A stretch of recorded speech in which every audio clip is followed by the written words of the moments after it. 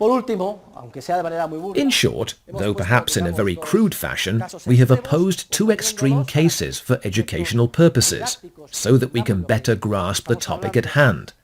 The society based on contractual ties is ultimately the one that has fostered Western civilization. Of course, there have been enormous disparities between different historical periods.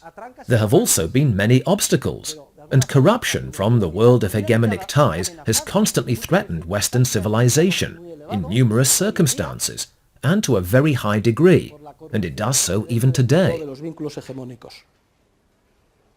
However, any true liberty that remains in the West depends on contracts, on freedom, understood as the absence of coercion, on the attempt to ensure states are governed by the rule of law, though it is impossible. And what are we contrasting with this? Well, societies of the ancient world, ancient empires from the cradle of history, Mesopotamia, Egypt. Do you think the pyramids would have been built in a society based on contractual ties? Not even Athens, the apparent birthplace of liberty in the Western world, was without scoundrels. For example, Pericles. With great effort, all of the cities together created a joint fund for defense against the Persians. Well, in the end, the Persians did not attack, and the fund was unnecessary. And do you think that Politico, like all those of today, returned the money to the cities that had contributed to the fund? He kept it. For what? To build the Parthenon. Imagine that. But he put up a cast gold statue to honor those who had contributed. Any magnificent ancient monument, you see, whether it be the Parthenon, or what's left of it, or the ruins of an Egyptian pyramid,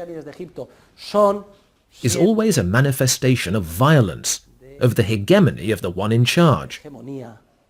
And you can be sure it was built with the blood, sweat and tears of slaves. So, such monuments should not be a source of pride for humanity, but the opposite. We should visit them as we visit the concentration camps of Auschwitz, with a heavy heart and with thoughts of the terrible suffering and the many deaths and sacrifices that went into those buildings. But history is written by the victors.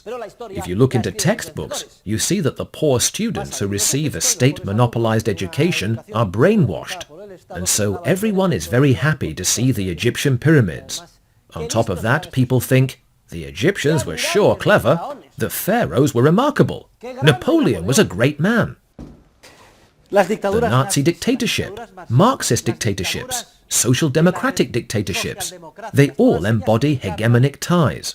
And what about the society we live in? What about the society in which we function? Well, it's neither a society based purely on contractual ties, nor is it a Nazi dictatorship. The actual cases we can observe fall somewhere in the middle, though they differ in degree. They are closer to one extreme than the other, and our particular tendencies depend on historical circumstances. Nevertheless, the analysis we have considered today is very illustrative, and can help us to better interpret what goes on around us, especially the way the world around us is evolving at this point in the 21st century.